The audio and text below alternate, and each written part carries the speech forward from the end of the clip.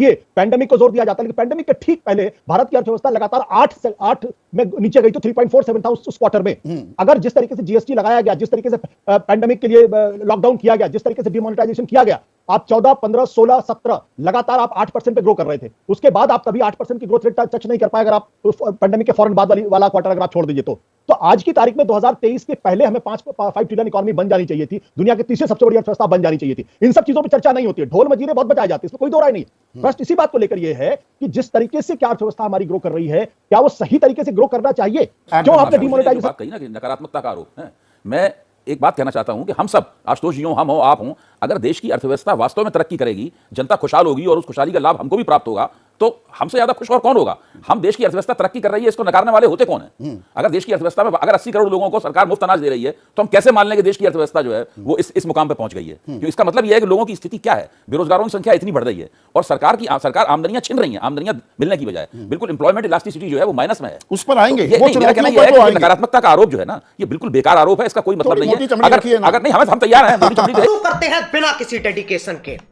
तो 48% लगभग आधे जिन लोगों से हमने राय ली, उनका मानना है ये अहम उपलब्धि है। 48% कुछ हद तक उपलब्धि है, ये 16% कहते हैं अहम उपलब्धि नहीं है। ये कोई बड़ी बात नहीं।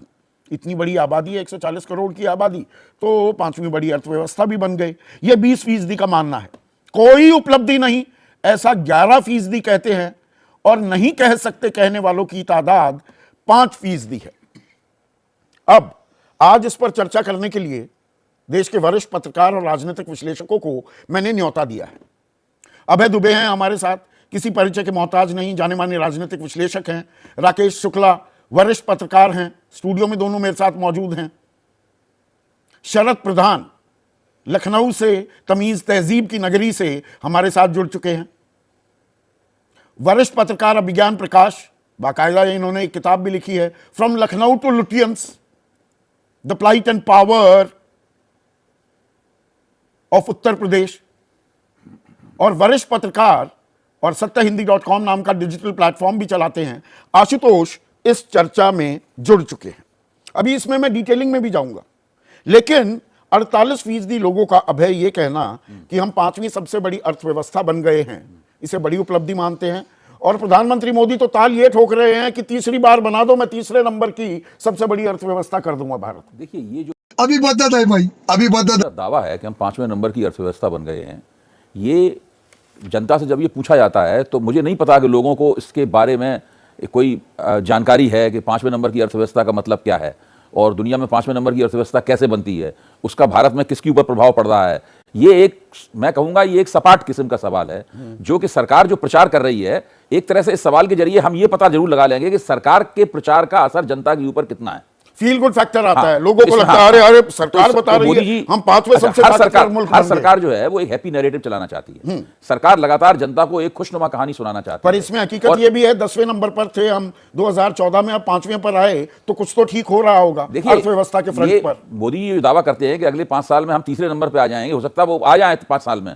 ये जिस तरीके से ये बातें की जाती हैं और जो लोग ये कहते हैं कि आप किस नंबर की अर्थव्यवस्था है, वो आपके द्वारा थमाए गए आंकड़ों के आधार पर कहते हैं। ऐसा नहीं है कि उनके पास आपने आंकड़े जमा करने की कोई विधि हो। इस बात को देश के कई अर्थशास्त्री ये बता चुके हैं, साबित कर चुके हैं कि जो अंतर्राष्ट्रीय बड़ी बड़ी एजेंसियां हैं, जैसे कि अंतर्राष्ट्रीय मुद्रा कोष है, विश्व बैंक है, विश्व व्यापार संगठन है, ये सारे के सारे संगठन भारत में कोई अपने स्तर पर आंकड़ों, स्वतंत्र रूप सरकार से स्वतंत्र होकर आंकड़े नहीं जमा करते। सरकार उन्हें जो कहती है उसी के हिसाब से बताते हैं वो। तो इसके ऊपर एक अर्थशास्त्रियों, विशेषज्ञों की दुनिया में एक सवाल है कि ये अर्थव्यवस्था जो 5वें नंबर की है वो किस तरह से 5वें नंबर की है। सरकार का प्रचार है, मोदी जी का दावा है, वो ठोक के लगातार इस बात का दावा कर रहे हैं और जनता के एक हिस्से के ऊपर उसका असर भी है, ये मैं मानने के लिए तैयार हूं। ये बड़ी अच्छी बात कही आप। पर इसमें कुछ और डिटेलिंग भी जरूरी हो जाती है कि भाई प्रति व्यक्ति आय कितनी है राकेश, और प्रति व्यक्ति आय अगर हम देखें तो 79,412 रुपए थी 2014 में, अब ये 1,72,276 रुपए हो गई है। लेकिन इसमें एक और पुट भी है, वो ये कि जो एक आम आदमी पर कर्ज था वो 47,000 से बढ़कर वो 74,000 हो गया है। पर उससे भी बड़ा एक आंकड़ा जिसे हम क्या नजरअंदाज कर सकते हैं कि दुनिया में प्रति व्यक्ति आय के मामले में हमारी रैंकिंग कौन सी है, वो 141वीं है। तो जो अभय कह रहे हैं कि सवाल सपाट है, सरकार फील गुड फैक्टर एक अच्छा नैरेटिव वो क्रिएट करना चाहती है, या आधी हकीकत आधा फसाना वाला खेल? देखिए संदीप भाई, अर्थशास्त्र में नहीं जानता, लेकिन जैसा आपने कहा कि पर व्यक्ति आमदनी, ये सच्चाई है कि इस देश में पर व्यक्ति कैपिटल बढ़ा है। यदि नहीं बढ़ता तो देश की खरीदारी की जो पद्धति है वो आगे नहीं बढ़ती। आज आप भी देख रहे हैं कि देश में गाड़ी खरीदने के लिए आपको एक लंबी क्यू लगानी पड़ती है। ठीक है, मैन्युफैक्चरिंग में देरी होती है, पर वो 1-2% है ना। मैं वही बोल, मैं कह रहा हूं कि यदि 1-2% ही है, ये कुछ रविशंकर प्रसाद वाली बात आपने, मैं रविशंकर प्रसाद वाली बात नहीं कर रहा, मैं कितने लोग खरीद रहे हैं, मैं मर्सिडीज की बात भी नहीं कर रहा, लेकिन पर व्यक्ति आमदनी बढ़ी है। रही बात ये तो हम आंकड़ा बता रहे हैं। रही बात जहां तक गरीबी रेखा के नीचे, यदि हम इसको 2 भागों में बांट के देखें तो देश के गरीब वर्ग की आमदनी बढ़ाने के लिए और उनके जीविकोपार्जन के लिए भी केंद्र सरकार की तरफ से प्रयास किया जा रहा है। अर्थशास्त्र में जितनी परिभाषा है, जैसे अभय जी ने भी कहा, आप भी कह रहे हैं, ये सही है कि देश की मैक्सिमम आबादी अर्थशास्त्र की परिभाषा नहीं जानती। जीडीपी क्या है, जीडीपी की परिभाषा उसी तरह से जिस तरीके से इस देश में धर्मनिरपेक्षता की परिभाषा है। न्यूज रूम में भी आधे से ज्यादा लोग नहीं जानते। मैं बोल रहा हूं जीडीपी की परिभाषा संदीप भाई उसी तरह से जैसे धर्मनिरपेक्षता की परिभाषा है कि जब आपकी तरफ रहेंगे तो धर्मनिरपेक्षता की परिभाषा आपकी तरह, मेरी तरफ रहेंगे तो मेरी तरफ। तो ये अर्थशास्त्र बड़ा गोल गोल है, जैसे भारत पृथ्वी गोल है उसी तरह से गोल गोल है। आप उसको घुमाइए और अपने हिसाब से नक्शे को अपने सामने कर लीजिए। तो इसलिए अर्थशास्त्र पे बहुत ज्यादा डीपली जाने के लिए पहले इस देश की जनता को अर्थशास्त्र की व्याख्या समझानी पड़ेगी। अर्थशास्त्र है क्या, आप कहां पे हैं, दुनिया कहां पे है। आशुतोष भाई, 5वीं सबसे बड़ी अर्थव्यवस्था तो बन गए हैं, दोनों तरफ के आंकड़े हैं, पर ये आम आदमी के सामने जब सवाल पूछा जाता है तो बल्ले बल्ले करने वाले लगभग 64% लोग हैं, 48 जमा 16 अगर कहा जाए तो, कि देखिए हम ताकतवर अर्थव्यवस्था बन गए। देखो संदीप, ये कोई बहुत बड़ी उपलब्धि हो मैं इसको तो मानता नहीं। उसका कारण बहुत स्पष्ट है। कारण स्पष्ट है कि आज की तारीख में अगर आप अनएम्प्लॉयमेंट का रेट देखेंगे, और वो भी 20 से 25 साल की उम्र वालों की रेट में, तो वो जो आंकड़े हैं वो हम सबको डराने वाले हैं। 42.3% 30% तक के आंकड़े, 42.3% का आंकड़ा है 25 साल से नीचे के जितने ग्रेजुएट्स हैं जो अनएम्प्लॉयड। बिल्कुल बिल्कुल। और दूसरा, अभी कुछ दिनों पहले इकोनॉमिक टाइम्स में एक बहुत शानदार स्टोरी आई थी। वो कह रहा कि soaring high and falling low and, यानी जो अमीर लोग जो चीजों को खरीदते हैं, जो 10 लाख से ज्यादा की जो कार खरीदने वाले लोग हैं, उनकी संख्या लगातार बढ़ रही है, लेकिन बहुत बड़ी ऐसा तबका है जिसकी आय लगातार घट रही है। और ये इंडिया टुडे का जो सर्वे आया था, वो सर्वे ये कहता है, वो भी सर्वे भी सी वोटर ने किया था, कि अगले साल आपकी आय बढ़ेगी या घटेगी, कहने वाले लोग थे, घटने वाले लोग थे 62% थे। और अनएम्प्लॉयमेंट की स्थिति कितना अनसेटिस्फाइड है वो संख्या आर्थिक विषमता जो ये चुनौतियां हैं, चुनौतियों पर हम बात करेंगे। पर अर्थव्यवस्था का बड़ा होना, हालांकि 5 ट्रिलियन इकोनॉमी हम बनने वाले थे, अभी 3 के आसपास ही हम लटक रहे हैं, पर हकीकत यह भी है कि दुनिया में सबसे तेजी से अगर किसी की विकास दर बढ़ रही है तो वो भारत है। संदीप, ये सब मिसनॉमिनर है। मैं कहता हूं ये सब मिसनॉमिनर है। मिसनॉमिनर क्यों है ये? अगर आप मुझे वक्त देंगे तो आपको क्यों मिसनॉमिनर इसको कहा जाता है। आप 140 करोड़ की आबादी है, 140 करोड़ की आबादी के मुल्क की अर्थव्यवस्था का साइज ऑटोमेटिकली बड़ा होता है। आप उसकी तुलना 3 करोड़ के कनाडा से नहीं कर सकते, आप उसकी तुलना जो 5 करोड़ के फ्रांस उनसे नहीं कर सकते। जब आप आबादी के हिसाब से देखेंगे तो आपका साइज ऑटोमेटिकली बड़ा हो जाता है। लेकिन दो चीजें, जब भी नरेंद्र मोदी की अर्थव्यवस्था की 2014 से 2024 की तुलना की जाएगी, ये बार बार लिखा जाएगा और कहा जाएगा it's a year of lost opportunities. आप देखिए, पैंडेमिक को जोर दिया जाता है, लेकिन पैंडेमिक के ठीक पहले भारत की अर्थव्यवस्था लगातार 8 में नीचे गई तो 3.47 था उस क्वार्टर में। अगर जिस तरीके से जीएसटी लगाया गया, जिस तरीके से पैंडेमिक के लिए लॉकडाउन किया गया, जिस तरीके से डिमोनेटाइजेशन किया गया, आप 14, 15, 16, 17 लगातार आप 8% पे ग्रो कर रहे थे। उसके बाद आप कभी 8% की ग्रोथ रेट टच नहीं कर पाए, अगर आप पैंडेमिक के फौरन बाद वाला क्वार्टर अगर आप छोड़ दीजिए तो आज की तारीख में 2023 के पहले हमें 5 ट्रिलियन इकोनॉमी बन जानी चाहिए थी, दुनिया की तीसरी सबसे बड़ी अर्थव्यवस्था बन जानी चाहिए थी। इन सब चीजों पर चर्चा नहीं होती है, ढोल मजीरे बहुत बजाए जाते हैं, इसमें कोई दो राय नहीं है। प्रश्न इसी बात को लेकर यह है कि जिस तरीके से क्या अर्थव्यवस्था हमारी ग्रो कर रही है, क्या वो सही तरीके से ग्रो करना चाहिए? क्यों आपने डिमोनेटाइजेशन आज तक सरकार अंतरराष्ट्रीय एजेंसियों की बात करें, अंतरराष्ट्रीय जो रेटिंग एजेंसीज हैं वो बहुत बुलिश हैं भारत को लेकर, भारत में संभावनाओं को लेकर। बट अभी आईएमएफ की रिपोर्ट आई है, आईएमएफ ने कंसर्न जताया कि जिस तरीके से जीडीपी डेट जीडीपी का रेशियो बढ़ रहा है और 205 लाख करोड़ का डेट हिंदुस्तान के ऊपर, चिंता का विषय है। ये भी तो उसका उसका एक फर्क है कि नहीं फर्क है। तो हम सिर्फ आजकल एक बार आप कुछ लोग ये कह सकते हैं कि आप तो हमेशा नकारात्मक की चीजें देखते हैं। हकीकत ये है कि अगर हम अंदर बैठकर अपनी आलोचना करने के लिए तैयार नहीं है और जो आलोचना करने वाले लोग हैं उनको आप नेगेटिव घोषित कर दीजिए और उनकी ब्रांडिंग कर दीजिए और कह दीजिए भाई ये तो ऐसे ही लोग हैं, इसका मतलब ये कि आप कहीं ना कहीं आलोचना सुनने के लिए तैयार नहीं है और जो आलोचना करने वाले लोग हैं उनको आप पसंद नहीं करते।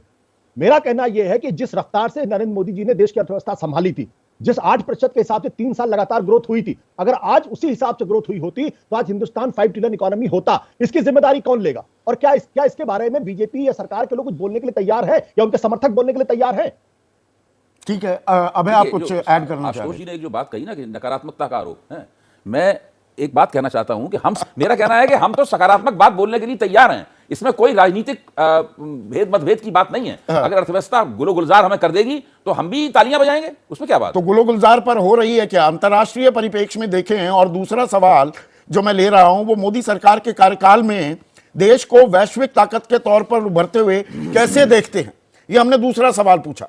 अंतर्राष्ट्रीय मंच पर दुनिया में धाक जमा दी है भारत ने, भारत का मान सम्मान अब बढ़ गया है। G20 हमने यहां पर सम्मेलन होते देखा है, रूस यूक्रेन के बीच युद्ध होता है, भारत की उसमें अहम भूमिका होती है। सरकार इस बात की ताल लगातार ठोकती आई है।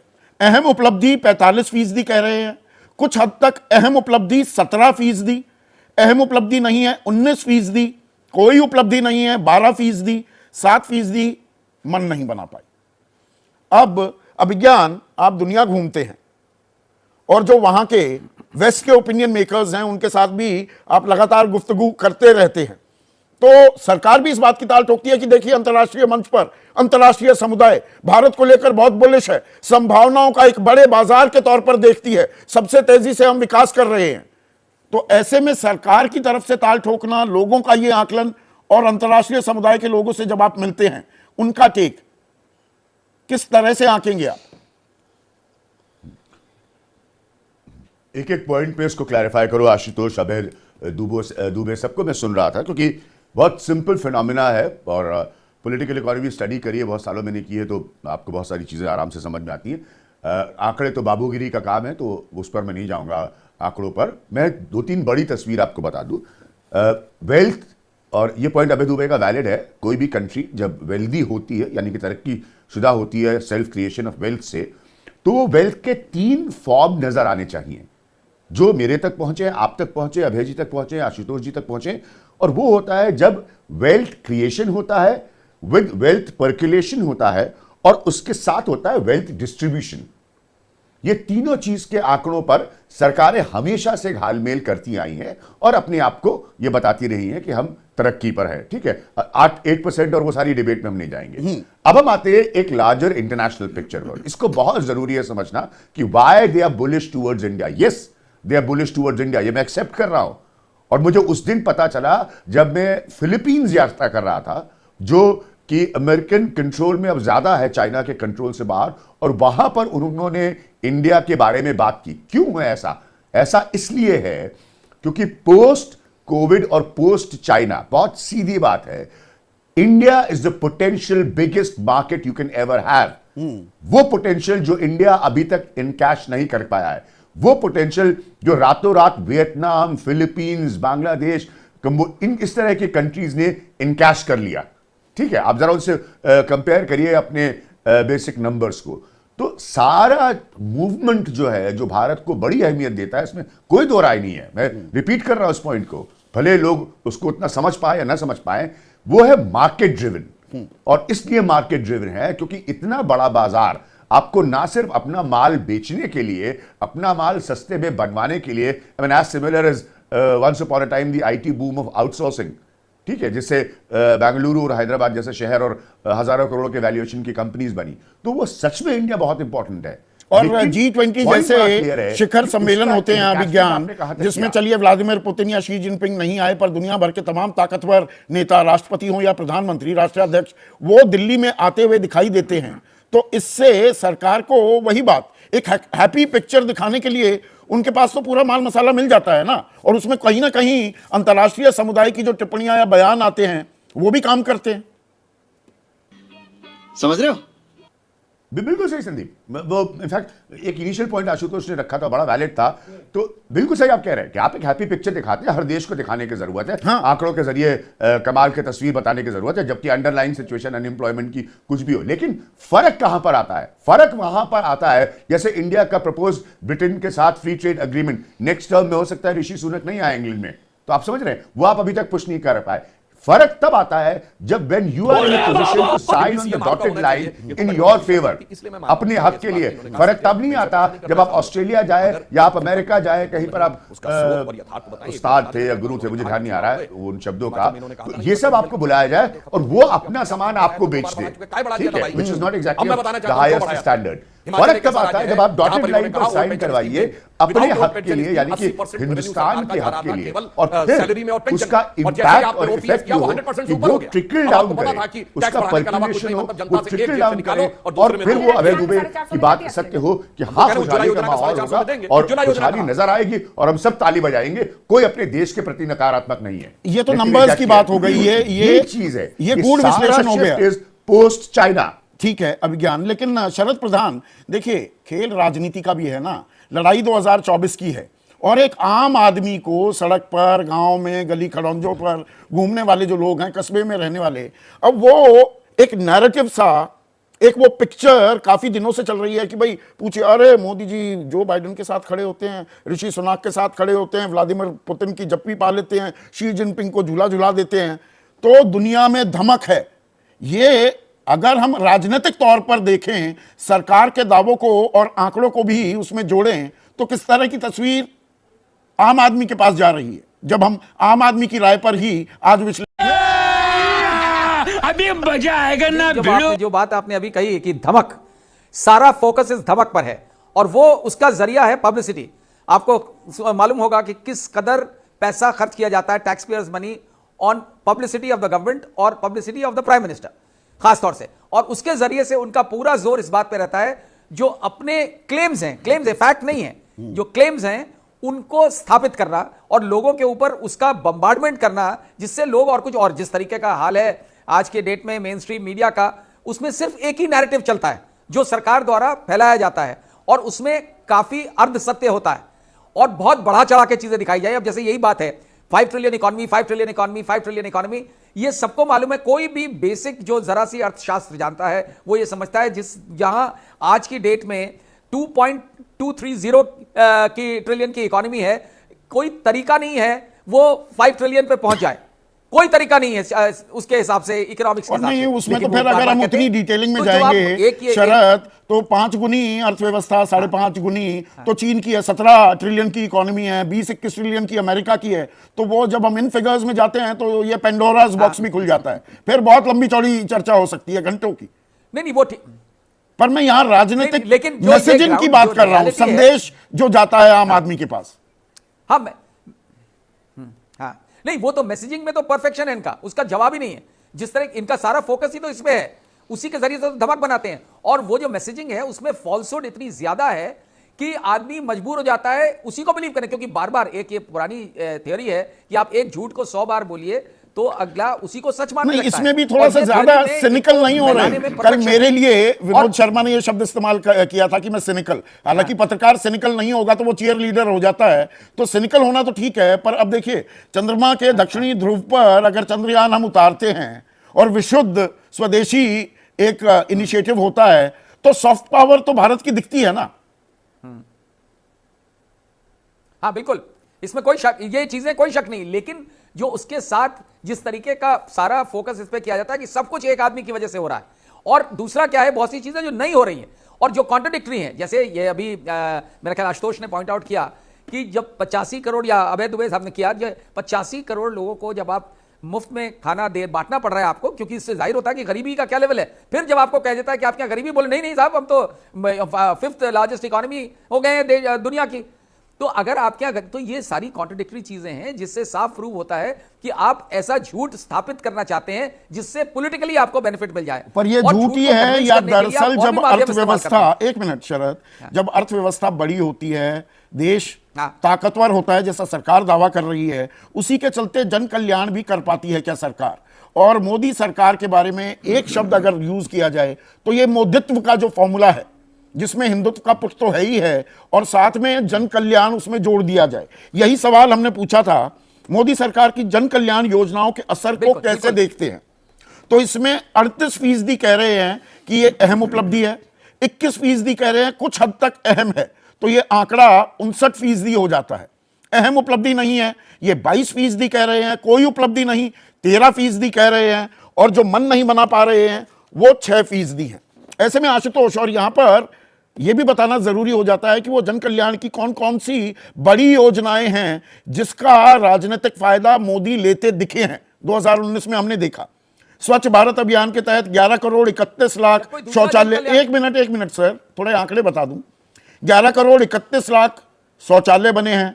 जनधन योजना में 50 करोड़ 56 लाख बैंक खाते, मुद्रा योजना में 43 करोड़ 57 लाख लोगों को लोन दिया गया। प्रधानमंत्री कह रहे हैं पक्के मकान बना दिए 4 करोड़ लोगों को।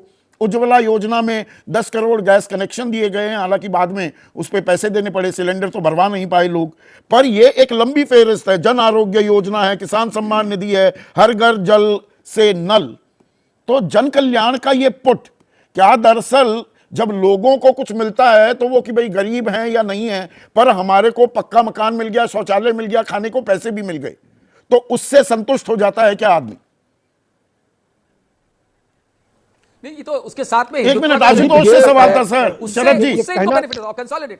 हाँ, ओके हाँ, ओके।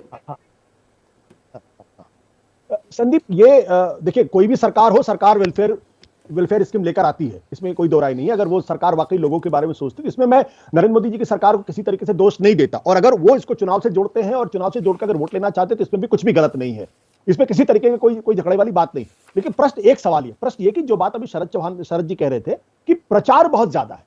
हकीकत क्या है कि अगर आप हिंदुस्तान की अर्थव्यवस्था को अगर आप ध्यान से देखें तो सबसे बड़ी रोजगार योजना जो अनोखी योजना थी वो मनमोहन सिंह के समय में शुरू हुई थी, जो नरेगा की योजना थी। उसी योजना को जब प्रधानमंत्री नरेंद्र मोदी जी प्रधानमंत्री बनते हैं तो संसद के अंदर खड़े होकर किस तरीके से उसका मजाक उड़ाया जाता है, और बाद में लॉकडाउन के दौरान आपको उसी या पैंडेमिक के दौरान आपको उसी के पास जाना पड़ता है। तो एक जो टेंडेंसी जो मुझे लगता है, जिस पर मुझे बहुत घोर आपत्ति है कि पिछली सारी सरकारों की उपलब्धियों को आप बिल्कुल नकार देते हैं और अपनी उपलब्धियों को ऐसा पेश करते हैं जैसे दुनिया में कहीं नहीं है। मैं 2 उदाहरण देना चाहता हूं। आज की तारीख में भारत का पूरी दुनिया के अंदर डुगडुगी बच रही है, ऐसा कहा जाता है। मुझे इस सवाल का जवाब अभी तक नहीं मिल पाता है कि मालदीव जैसा छोटा सा मुल्क वो भारत को कहता है आप यहां से निकल जाइए। अब मैं इसको पॉजिटिव तरीके से देखूं या नेगेटिव तरीके से देखूं? कनाडा जिस तरीके से भारत के साथ बर्ताव कर रहा है, मैं उसको पॉजिटिव तरीके से देखूं या नेगेटिव तरीके से देखूं? अमेरिका ने भारत के ऊपर जिस तरीके से एनकाउंटर के आरोप लगाया, मैं उसको पॉजिटिव तरीके से देखूं, नेगेटिव तरीके से देखूं? अगर डुगडुगी बच रही है तो ये 3 उदाहरण अपने आप पे काफी हैं। आज नेपाल से आपकी दोस्ती कितनी ज्यादा दुनिया जानती है, अफगानिस्तान से कितनी दोस्ती दुनिया जानती है, श्रीलंका तक के लोग जो है वो चाइना की तरफ जा रहे हैं। तो प्रश्न इसी बात को लेकर आप कैसे ओवर प्रोजेक्शन करते हैं? पर ये जन कल्याण, जमीन पर जन कल्याण की गूंज करने में कामयाब रही है ना सरकार। आपने कहा प्रचार बहुत करते हैं, आप मैनेजिंग एडिटर रहे हैं लंबे समय तक। एक मिनट सुनिए ना, प्रचार की जो बात है, अब कौन चैनल बड़ा कौन चैनल छोटा, उसमें आधी चीज तो इस बात पर है आप कितने प्लेटफॉर्म्स पर अवेलेबल हैं, फ्री टू एयर पर हैं कि नहीं है, डीटीएच पर कौन कौन से प्लेटफॉर्म पर हैं, कितने लैंडिंग पेज हैं। तो प्रचार के चलते ही आप बड़े या छोटे चैनल भी बन जाते हैं, ये तो जिंदगी की हकीकत है। इसमें किसी तरीके से मैं नरेंद्र मोदी की सरकार को या भारतीय जनता पार्टी को या आरएसएस को दोष देता ही नहीं हूं। प्रचार ही दरअसल उनकी प्राणवायु है। अगर प्रचार जिस दिन आप आरएसएस से, बीजेपी, नरेंद्र मोदी से हटा दें, आपको अचानक पता चलेगा कि इनकी स्थिति क्या है। तो प्रचार इनके प्राण है। मैं प्रचार को गलत भी नहीं मानता, हर आदमी को अपनी मार्केटिंग करनी चाहिए, चाहे जो। लेकिन मैं जो सवाल खड़ा कर रहा था, आज नरेंद्र मोदी जी के बारे में बड़ी बड़ी बातें कही जाती है, मैं उससे सहमत हूं। लेकिन सवाल यह कि क्या वो भारत के प्रधानमंत्री इसलिए ऐसी बातें कही जाती हैं क्योंकि जब बराक ओबामा अमेरिका के राष्ट्रपति थे और 2008 में जब दुनिया ग्लोबल मंदी से गुजर रही थी तो इन्हीं बराक ओबामा ने मनमोहन सिंह के बारे में क्या कहा था?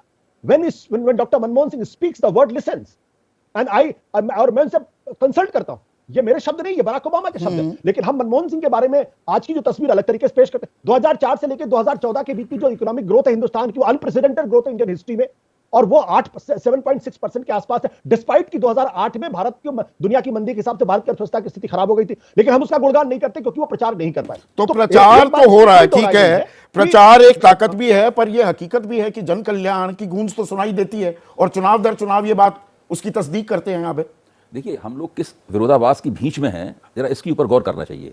सरकार मीडिया की मदद से, मीडिया स्वेच्छा से और दूसरे कई वजहों से सरकार की बात को मान्यता देता है और उसके ऊपर अपनी करतल ध्वनि से उसका स्वागत करता है और बार बार उसको दोहरा के हमारे सामने परोसता है।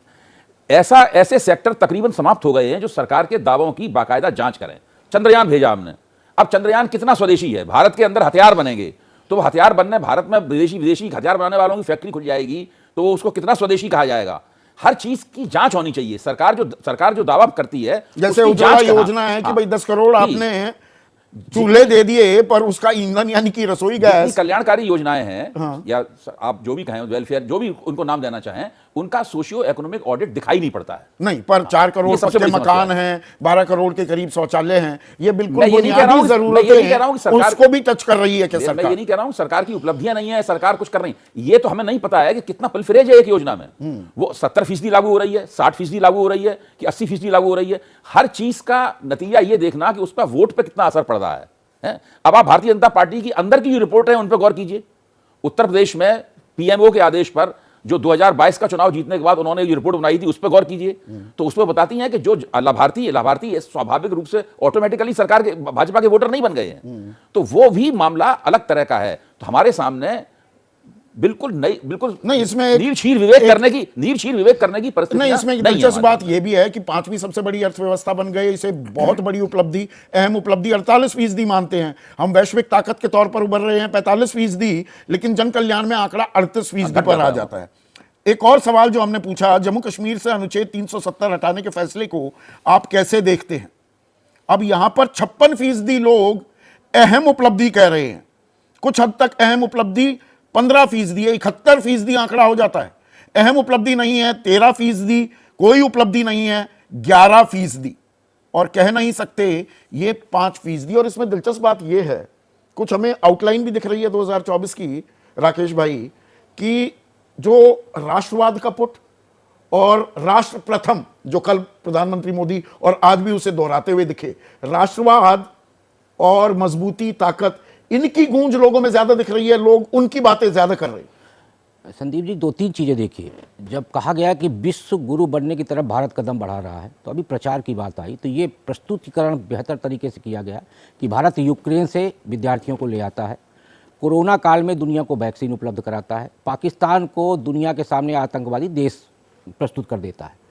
हमारे यहाँ की जो जन सामान्य, जिसको हम अब आम लोग और मतदाता कहते हैं, वो अधिकांश ही इन चीज़ों को देखता है। उसको ट्रिलियन नहीं पता, उसको अर्थशास्त्र नहीं पता, उसको बाकी चीज़ें बिल्कुल नहीं पता, लेकिन मैक्सिमम जो वोटर है, वो मैक्सिमम वोटर क्या देखता है कि हमारे यहाँ के बच्चों को लाया गया, कोरोना काल में दुनिया में फंसे हुए भारतीयों को लाया गया और पाकिस्तान को आतंकवादी देश प्रस्तुत किया गया। फिर अभी आपने एक बड़ी अच्छी बात कही कि चाइना के राष्ट्रपति को झूला झुलाया जाता है, फिर आपके बनारस की गलियों पे घुमाया जाता है, गोलगप्पे खिलाए जाते हैं, चाट खिलाया जाता है। ये हमारे देश की जनता देख रही है। उसके मन में एक सकारात्मक छवि ये बनती है कि देश में एक ऐसा प्रधानमंत्री है जो दुनिया की महान हस्तियों को लाता है और अपने यहाँ टहलवाता है। ये एक बड़ी उपलब्धि होती है। फिर जहां तक नहीं, पर उसी में जो आशुतोष कह रहे थे, दुनिया भर के लोग जो सम्मान मनमोहन सिंह को देते थे जब वो प्रधानमंत्री थे, वो भी सबके सामने था, पर प्रचार की कमी थी। अमेरिका वोट डालने नहीं आता भारत में, अमेरिका की जनता नहीं आती है, जनता यहाँ की वोट डालती है। और यहाँ की जनता में जो छवि बन रही है प्रधानमंत्री की, मैं उसकी बात कर रहा हूँ कि नरेंद्र मोदी की सकारात्मक छवि ये बन रही है कि बड़े तेज तर्रार हैं, बहुत अच्छे व्यक्ति हैं, वो दुनिया के सामने बड़े दमदारी से खड़े होते हैं, भारतीयों को बचाते हैं, और चंद्रयान ले गए, आदित्य ले गए। मैं छवि की बात कर रहा हूँ। फिर जहां तक प्रचार की जो बात हुई, तो प्रचार में आप 2 चीजें देखिए। यहाँ हम पर 370 से चर्चा शुरू हुई थी। मैं वही, हाँ। प्रचार में 2 पक्ष होते हैं, एक होता है प्रचार, दूसरा होता है दुष्प्रचार। एक ही मंच होता है जिसमें रामायण भी होती है और महाभारत भी होता है। हाँ। तो सवाल ये है, फिर अभय जी जो बोल रहे थे कि सरकार जो काम कर रही है उसका ऑडिट होने के लिए एजेंसी चाहिए। मेरा मानना यह है कि सरकार के कामकाज की ऑडिट करने की सबसे बड़ी एजेंसी विपक्ष होती है। विपक्ष को इस बात को पता करना चाहिए और जनता के पास तब ले जाएंगे ना वो, कि आपके लिए जो ये योजना बनाई गई इसका ये रिजल्ट है, ये योजना नहीं, जनता के विवेक पर कि प्रचार में बह गया, ये लगातार ये नैरेटिव भी, मैं ये कह रहा हूं ना, तो उनकी परिपक्वता पर सवाल उठाने वाली भूमिका ये है कि जो प्रचार करके अपना नैरेटिव तैयार किया जा रहा है, उस नैरेटिव को तोड़ने के लिए वो मैदान में आए। ठीक है। अभिज्ञान, यहां पर 56% लोग 370 हटाने को अहम उपलब्धि मान रहे हैं। अब वो 6 अगस्त 2019 को हट गया, लोकसभा में अनुच्छेद 370 का जो कुछ हिस्सा हटाने की बात थी, वो कानून बन गया था। अब तक वहां चुनाव नहीं हुए हैं, आतंकवाद पर नकेल कसी गई, लेकिन अब फिर कुछ घटनाएं आ रही हैं। पर उसे सबसे बड़ी उपलब्धि माना जा रहा है। जो हमने 5 चीजें लोगों से पूछी, उसमें सबसे बड़ी उपलब्धि 370 हटाना मान रहे हैं अभी भी लोग। चुनाव नहीं हुए वहां पर, सामान्य नहीं हुए हालात, पर सबसे बड़ी उपलब्धि मान रहे हैं। इसे कैसे देखते हैं आप? यही तो पॉइंट है जो अभी भाई साहब कह रहे थे, परसेप्शन वर्सेस रियलिटी। तो यही पॉइंट है ना कि आपने उस धारणा को अपनी डोमेस्टिक कंस्टिट्यूएंसी को एड्रेस करने के लिए, यानी कि जो आपके समर्थक है या ना भी है भारत के भीतर, उनको एड्रेस करने के लिए आपने एक ऐसा परसेप्शन बनाया, एक बड़ा निर्णय लिया। आपकी पुरानी प्रॉमिस थी, कोई नया मसला नहीं था। और आपने जब आप नहीं, पर आतंकी घटनाओं में 45% की कमी, घुसपैठ में 90% कमी, 66% शहादत जो हमारे जवान शहीद हो जाते थे उसमें भी कमी आई है। ये भी फैक्ट्स हैं। चुनाव नहीं हुए वो भी अपने आप में एक फैक्ट है। हाँ, लेकिन ये 2 चीजें, 2 इंटरेस्टिंग पॉइंट्स हैं यहां पे। बहुत अच्छा हुआ आपने ये, क्योंकि घटनाएं कम हुई हैं, हमारे जवानों की जानें कम गई हैं, ये सब उपलब्धियां हैं और सरकार इसको कहे, इसमें कोई एतराज किसी को नहीं होना चाहिए। मेरी ये राय है। लेकिन साथ में उन टेप्स को रिवाइंड करके सुनिए, संसद के भीतर कही गई बातें सरकार की तरफ से सुनिए। और उसमें सबसे बड़ा मुद्दा था कि इतना बड़ा फैसला लेने के बाद पॉलिटिकल प्रोसेस रिवाइव होगा वैली में उस तरह से जिस तरह से होना चाहिए, और अगर जरूरत पड़ती है तो पुराने लोगों की नुमाइंदगी छोड़कर हम नए लोग तैयार करेंगे जो वैली में आए और इलेक्टोरल प्रोसेस को, पॉलिटिकल प्रोसेस को आगे बढ़ाए। और वैली जिन लोगों के हाथ के कब्जे में नजर आती थी पिछले इतने सालों से, इतने दशकों से, उससे हम बाहर निकलेंगे। That has not happened.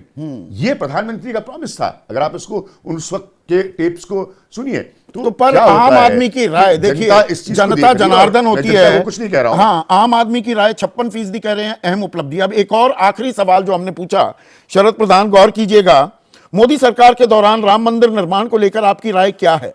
और यहां अहम उपलब्धि कहने वाले 55% हैं, कुछ हद तक अहम उपलब्धि 11%, यानी कि 370 को हटाना सबसे बड़ी उपलब्धि मान रही है जनता। आज की तारीख में राम मंदिर का बनना और प्राण प्रतिष्ठा होगी 22 जनवरी को, उसे बड़ा इवेंट बना ही रही है सरकार और प्रधानमंत्री मोदी स्वयं। तो फिर वही सवाल जो मैं राकेश से पूछ रहा था, बानगी दिखने लगी है, राष्ट्रवाद, 370 और हिंदुत्व का पुट, उस पर ज्यादा तवज्जो या उसको बड़ा मुद्दा मानती दिख रही है क्या जनता? कुछ हमें खाका खिंचता दिख रहा है क्या 2024 के चुनाव का? ये इन्होंने बड़े तरीके से किया है और इसमें सारा पर्पस जिस तरीके से किया गया है उसमें नफरत फैला करके, मुसलमानों के खिलाफ नफरत फैला करके ये मैसेजिंग करी गई है कि जब तक आप नफरत नहीं करते मुसलमान से तब तक आप हिंदू नहीं है। ये जिस तरीके की इनकी पूरी प्रक्रिया रही वो रही है। राम मंदिर का जहां तक सवाल है, इसमें कोई शक नहीं है कि वो बहुत बड़ी उपलब्धि है, लेकिन उसके भी सच को छुपाया जाता है बाकायदा। कहीं जिक्र नहीं है। आज इतनी बड़ी इवेंट हुई है कल अयोध्या में, जो तमाम इनॉग्रेशंस और तमाम स्कीम्स करी गई हैं जो 22 जनवरी से पहले करना जरूरी था पॉलिटिकल रीजंस के लिए, उसमें कहीं जिक्र नहीं आया कि सुप्रीम कोर्ट का आदेश के तहत ये आगे की प्रक्रिया हुई और बना है। और जबकि ये फैक्ट है, ये हकीकत है, इसको छुपाया जाता है। बताया जा रहा है कि मोदी लेके आए हैं रामचंद्र जी। ऐसा लग रहा है रामचंद्र जी कहीं गायब थे, कहीं श्रीलंका में थे अभी तक, वहां से लेकर के मोदी जी आ रहे हैं। यहां तक कि वो आपने देखा होगा एक वीडियो जारी, ये सारी चीजें मैसेजिंग है पॉलिटिकल पर्पस के लिए, वही गलत है। ये मॉरली गलत है, एथिकली गलत है और पॉलिटिकली भी गलत है। मेरे पास एक मिनट शरद भाई, मेरे पास सिर्फ 1 मिनट का समय है। मैं एक लाइन में अपने 5 मेहमानों से कमेंट चाहूंगा। अब आपसे शुरू कर रहा हूं। 370 सबसे बड़ा मुद्दा, राम मंदिर उसके बाद का मुद्दा, और देश की ताकत और अंतर्राष्ट्रीय मंच पर भारत की वाहवाही वो तीसरे सबसे बड़ा मुद्दा बनकर आ रहा है। कुछ हमें झलक दिख रही है 2024 के चुनाव वो की? तो साफ दिख रही है। सरकार हैप्पी नैरेटिव चलाने में कामयाब है, विपक्ष उसका ठीक से खंडन नहीं कर पा रहा है। मेरा निवेदन यह है कि मीडिया और राजनीतिक समीक्षक होने के नाते उपलब्धियों का मूल्यांकन चुनाव जीतने के साथ जोड़ के नहीं किया जाना चाहिए। हम चुनाव के लोकतंत्र और लोकतांत्रिक शासन चुनाव के अलावा भी कुछ है। अगर हर चीज को चुनाव में रिड्यूस कर देंगे तो क्या बचेगा फिर? राकेश भाई, विपक्ष की तरफ से बार बार कहा जाता था कि मंदिर बनाएंगे, तारीख नहीं बताएंगे, ये मुझे लगता है उसका जवाब है। विपक्ष की तरफ से जब गुलाम नबी आजाद जी कांग्रेस में थे, उन्होंने कहा था कि धारा 370 किसी कीमत पे नहीं हटेगी। लोगों में जिन मुद्दों की गूंज दिख रही है, सुन रही है, आशुतोष खाका खिंच रहा है 24 का?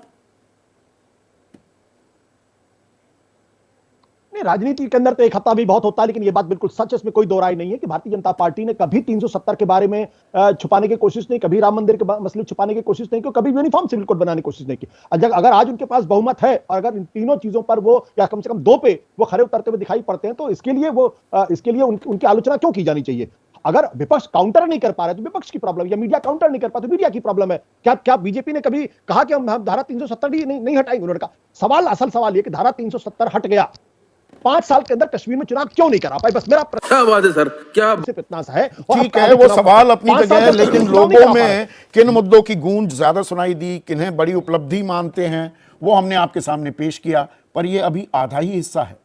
लोगों की परेशानियां क्या हैं, चिंताएं क्या हैं, वो समस्याएं क्या हैं, उस पर भी हमने था ली है लोगों की। कल मैं वो करने वाला हूं शो, तो उसको भी देखिएगा। समग्रता में आपको ये पूरी तस्वीर देखने की, इसकी विवेचना करने की जरूरत